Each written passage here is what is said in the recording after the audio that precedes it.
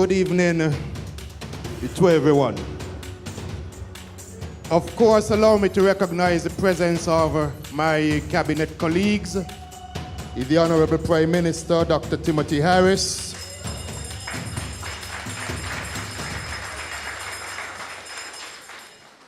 your representative from Constituency number 1, the Honorable Ian Patches-Libard. Welcome to the town of Sandy Point, sir. Of course, from right here in Sandy Point, but living elsewhere, the Honorable Wendy Colleen Phipps, our Attorney General, the Honorable Vincent Byron, our Deputy Speaker of the Parliament and caretaker for West Bastille, Senator Akila Byron Nisbet. I also note within our midst we have the Permanent Secretary with responsibility for education, Mr. William Hodge, our Director of Sport, Mr. Anthony Wilshire, and all of the other distinguished ladies and gentlemen who are here. In particular, of course, I want to greet my own people from the town of Sandy Point, my constituents. This evening, the town hall meeting has come to Sandy Point. And before I get into the meat of what I want to speak about tonight, also allow me to extend congratulations to the Dateby Primary School on winning the Inter-Primary School Championship. I also extend congratulations to the athletes, the special athletes who recently returned from Abu Dhabi, who represented us at the Special Olympics. And thirdly, to Ricky Skerritt on his election as president of Cricket West Indies. On a different note, I also extend sympathy to the family of the late Johnny Laplace and also to the family of Poochie. I understand that both individuals are to be buried this week, Johnny tomorrow at the Catholic Church, and I think Poochie on Thursday at the Anglican Church. For those who are able to attend the funeral, of course, we would expect that you would do so. Tonight we come to Sandy Point. And while it is that the chairperson has indicated to you that I have responsibility for education, youth, sport, and culture, I think it is only fair and fitting that I give an account in terms of my stewardship here in Sandy Point. And it is a stewardship that I can stand up any day and defend, and a stewardship that I can say I am proud of, and you, the people of Sandy Point, that you are proud of that stewardship. We have much to be proud of, because during the last 4 years, we have achieved many things in Sandy Point, far more than we would have achieved in 20 years under the previous administration. Indeed, there's some persons whom I wish to change that. There's some persons whom I wish to tell you differently. There's some persons who have said to you that Shawn Richards has done nothing on behalf of the people of Sandy Point. You know, interestingly, when most persons heard that, they began laughing. because Sandy Pointers, they know better. But when persons come to you and tell you that Shawn Richards has done nothing on behalf of the people of Sandy Point, in other words, what they're saying to you is that the people of Sandy Point, that you're nobody because you have benefited from what Shawn Richards has done on behalf of the people of Sandy Point. This government has performed on behalf of the people of Sandy Point. They told me I only have 20 minutes. And I don't know if I can chronicle everything within 20 minutes this evening. When this I now have 25, so that's an extra 5 minutes. But I'm going to talk. And when my 25 minutes finish, you stop me.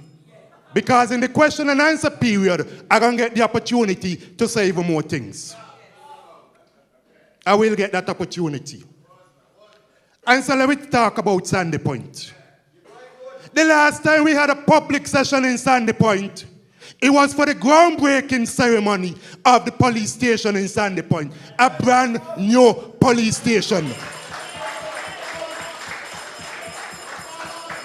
So when people tell you nothing is being done on behalf of the people of Sandy Point, well, I ask them about the police station. Because the police station is being built for the benefit of the people of Sandy Point. 20 years they had in government and couldn't deliver a police station to the people of Sandy Point. Couldn't deliver a police station. And when the police station began building, some of them had the heart to go on radio and say young people from Sandy Point went there to look employment and cannot get employment because the young persons who went there are persons who have had run-ins with the law. Well, let me look at the facts. Let me look at the facts. You have young people in Sandy Point who got employment over at the police station, such as Otik Gillard. Otik Gillard, we all know, and I can call his name because it's public information, that Otik Gillard has been imprisoned on more than one occasion. And when the contractor for the police station said he's looking for people, I said these are the first 4 persons who applied and they must be given priority. And he was one of the first 4 persons to be given employment at the building of the Sandy Point police station. You have Reese Warner, who lives right down here on Farms Road. Reese has had his run-ins with the police. But Reese was one of the first 4 persons to be given employment with the construction of the new police station in Sandy Point. You have the young man who used to be an athlete. The name escaping me right now. Nitalson Chavez. Again, one of the first 4 persons. One of the first 4 persons. And so when they come to you and they tell you those things, you know it is a joke. Because young persons are benefiting. So what are they trying to say? Chavez ain't nobody? Reese ain't nobody? Otik ain't nobody when they're saying that the people of Sandy Point haven't benefited from my representation? They went on radio. They said that a new building was constructed at the recreation ground in Sandy Point. And I brought somebody from out of Sandy Point to construct the building. But really and truly, they need to make themselves aware of the facts. Development Bank came to me. The manager for Development Bank said to me, they want to extend the factory. There was an old domino building there. Nobody used to use it. Not even a bee had lived inside the building. Nobody used the building. An old one-room building. I said, Len, if you're going to knock down the building, you're going to have to give me back a building. He said, fair enough. I said, fine, deal. Development Bank paid for the building up at the new play field. Not the government. Not the Ministry of Sports. I had nothing to do with the contractor. Development Bank chose the contractor for that building because it is Development Bank who built the building. And so out of a little old building, We got a building up there, kitchen facilities, changing rooms, office space, bathrooms, recreational space. Up top of it, you can go up. If you want to watch cricket, you can watch cricket. If you want to watch tennis, you can watch tennis. Wherever it is you want to look at from up there, it is up to you to go up there and use the building. I could have said to the development bank, just knock down the building. But your representative said, no, you want to knock down the building. Even though nobody was using the building, I want a brand new building. And we got a brand new building out of it. And so the tennis players, such as Dasil and Citrus and Marcia, they can benefit from usage of that building. But she can, whenever she goes back to play, she can benefit from it. And so I want to know if when they say nobody benefiting, if they're calling Marcia a nobody. Marcia is a nobody. Up at that same field, for 20 years, no lights up there on the field. Not one drop of lights up there on the field for 20 years. When I brought the lights to Sandy Point, that's I take lights from Warner Park and I bring them Sandy Point and I rang. And I said to them, I'm good. I'm good. Because I brought the lights for the young people of Sandy Point to be able to use the field. And so this year when I went to Sandy Point High School Sports Day, is the first time the sports day ever finished 10:30 in the night. So the athletes ain't nobody. The athletes are using the field ain't nobody. The footballers ain't nobody. The cricketers ain't nobody. Jabari's son ain't nobody who was up there running. Huh? They're out of place. Saying nothing is being done for the people of Sandy Point. Out of the place. You go up there, even people from overseas saying they ain't even know that those type of play equipment available for children to go and enjoy themselves here in St. Kitts, here in Sandy Point. A number of parents have called me and said to me they're so thankful that whether it is on the weekend or in the afternoon, their children can go up on the play field and they have whether it is swings or other rides that they can play on. But those children, they ain't nobody? Huh? Your children ain't nobody? That's what they're telling you. Because if they're saying nobody, nothing has been done to benefit the people of Sandy Point, then they're saying that you and your children, that you aren't anybody. The tennis court, there's a tennis court built up there, and it's a waste of money because nobody in Sandy Point play tennis.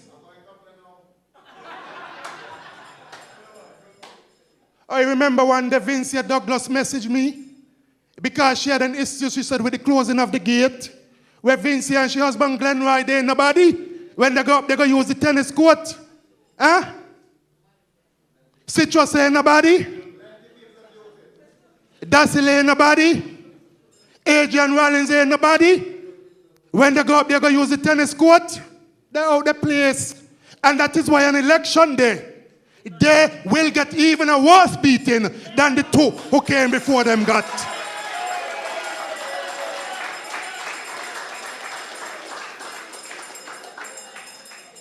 You go down, and let me back up before I go to this one. Now let me go to the basketball court.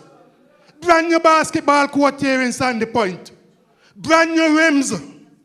Brand new pole.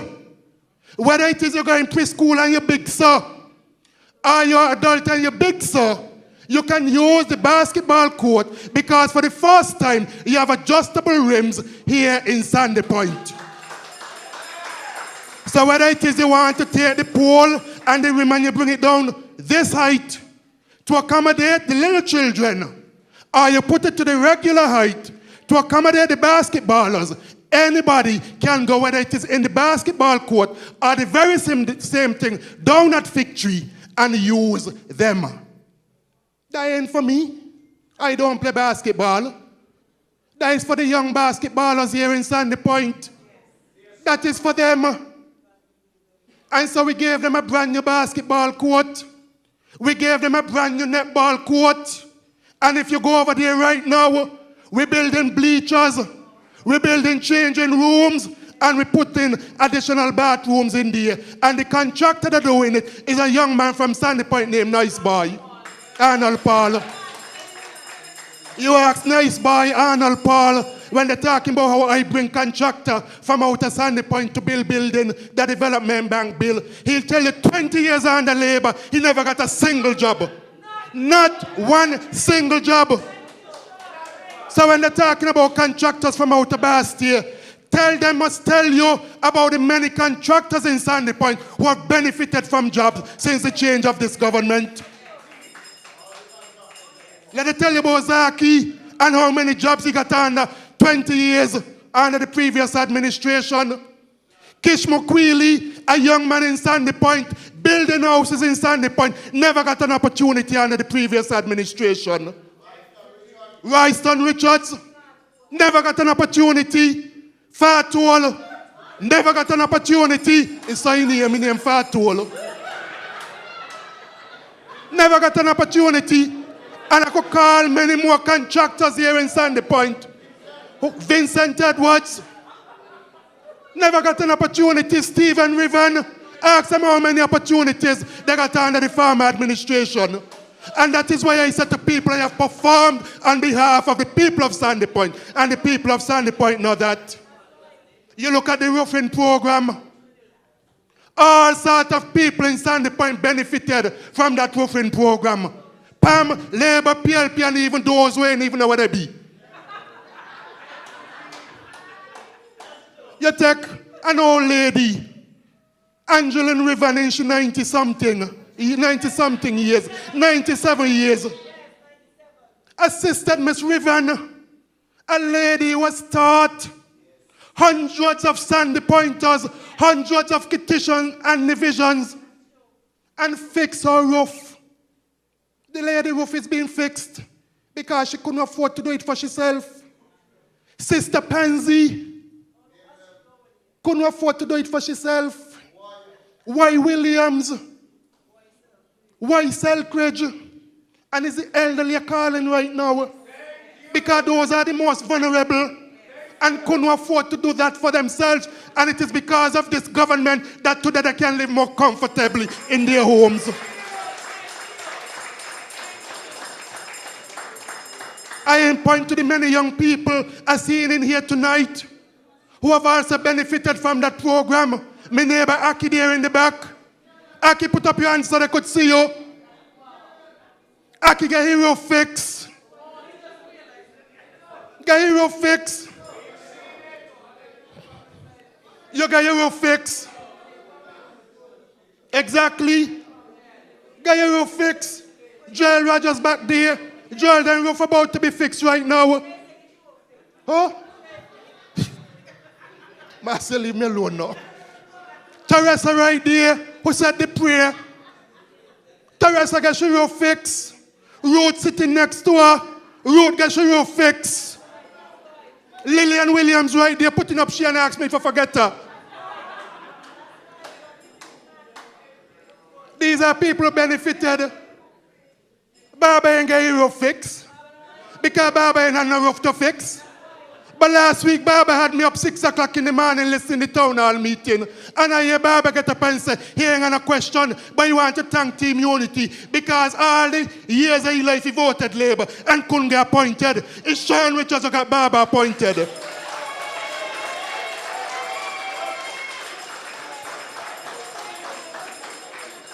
Baba ain't nobody. I remember anytime I go down Romney's ground and street freaks see me, I can't get me peace for street freak and a wife. When I gonna get me road fixed? When I gonna get me road fixed? Last year when we celebrating our anniversary in office, I go across the car path, a woman stopped me, she said, I'm tired wash me corner them. I don't wash me corner more than anything else. I said, why? She said, I'm tired of this dirt road. I tired of the dirt road, dirty in up me corner them. Well, God and Romney is going right now. At least when I go down there, street freak, I say thank you, thank you, thank you. I go across the car park. It's the same story. They say thank you, Wayne. I say thank you. One if they're going to get sidewalk attached to the road. I tell them I ask Minister Liebert about that. That's delivery. You go down the Pony Yard. I grew up down Downing Street. All the years I lived down there. No road cross there. That road cross there. You go there right now. There was a funeral there 2 weeks ago. Everybody driving across the road to go down in the cemetery. Nobody drive go down by Farrier now. Got turn around in the yard. Farrier must be say amen. Thank God for unity. Nobody got to turn around in the yard. That is delivery to the people of Sandy Point. That is performance. When I came to the people of Sandy Point, I said to the people of Sandy Point that I am here to work on your behalf, and I'm working on behalf of the people of Sandy Point. Yes, you are. I'm working on their behalf.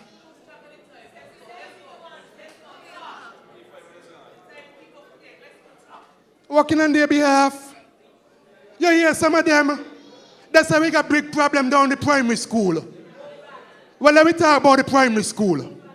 The primary school was built in 1983 under the former PAM administration. So it means that the primary school has been built some 36 years now. 4 years into government, we got complaints which had been existing prior to, that the bathroom down there, the septic tank overflowing. Then I do nothing about it. Septic tank down the overflow. Then I do nothing about it.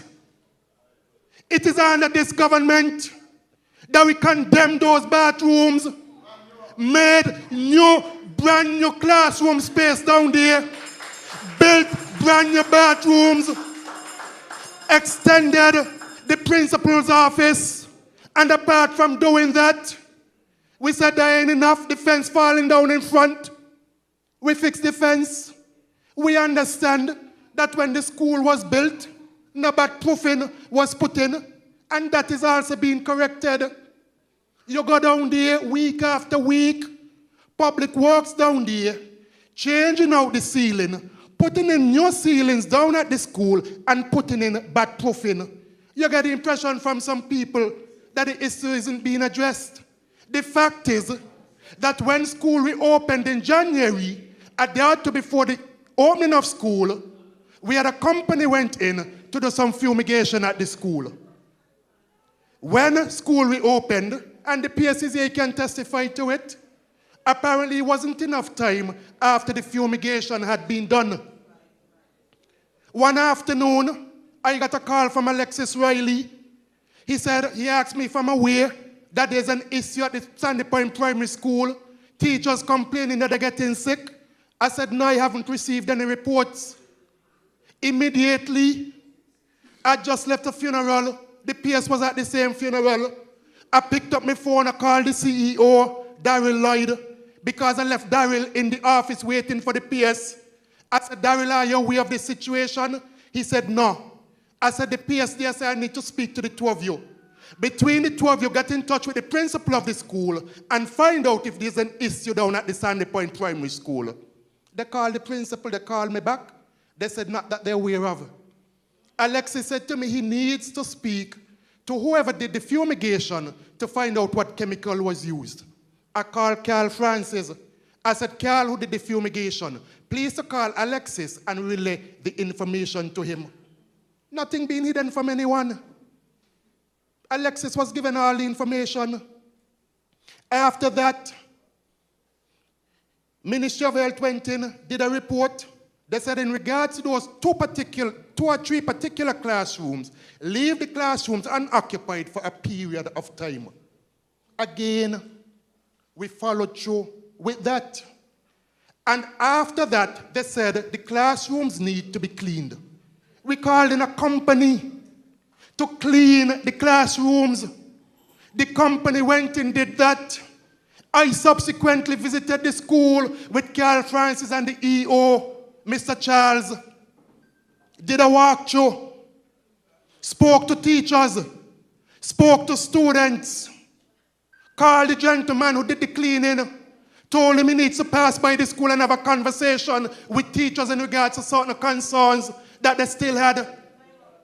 Called Stuart Laplace, who is in charge of Bureau of Standards, and said to Stuart, I also need you to go to Sandy Point Primary School to do some air quality testing to find out if there are any lingering issues at the school. All of those things were done. So nobody neglecting this Minister of Education. This individual who went to Sandy Point Primary School. This Sandy Pointer hasn't neglected the Sandy Point Primary School. We have heard of concerns at the high school, and similarly those concerns are being addressed. It is this government that took a decision to close down Barstow High School and deliver a brand new Barstow High School. So why are we going to put the health at stake of any child at any other school here in the Federation of St. Kitts and Nevis? And while I'm referring to the PS, 20 years at the former administration, how many PS you had from Sandy Point? The only one you had was Marlene Buchanan Whitaker at one point in time, and not the next single one. Under this government, you got Vincent Hodge as a permanent secretary. Tom Buchanan as a permanent secretary. Jasmine Warner Weeks as a permanent secretary.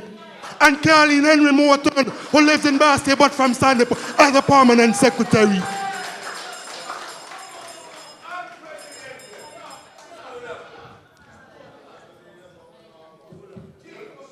Imagine after the first chief secretary under the previous administration being from Sandy Point. That is what we got relegated to. But we have changed things here in Sandy Point. We have changed that. When Labour was in government, how many persons from Sandy Point served on boards? I can't think of any. Under this government. You got Denver Mike over there and CFBC board. You got Edward Giff and CFBC board. You got Cindy Deming and National Insurance Board. You got the Rita Lewis and Social Security Board. You got Stephen Duggins and the next board. A number of Sandy Pointers serving on boards in this country. And that is why I said, any day I can stand up and I can defend my record. And it is only because I'm wrapping up now. And they better be thankful it's a town hall meeting tonight, you know, because I would have said a number of other things that I didn't want to say on radio and TV. So they better be thankful. They better be thankful. But the public meeting's coming. And when the public meeting's coming, all them other things, they got things to say, tell them as I come. Because I tell people, my mother always tell me, it is not for want of a tongue why cattle don't talk. It is not for want of a tongue why cattle don't talk. Leave me mouth alone. Or you tell the ambassador, leave me mouth alone.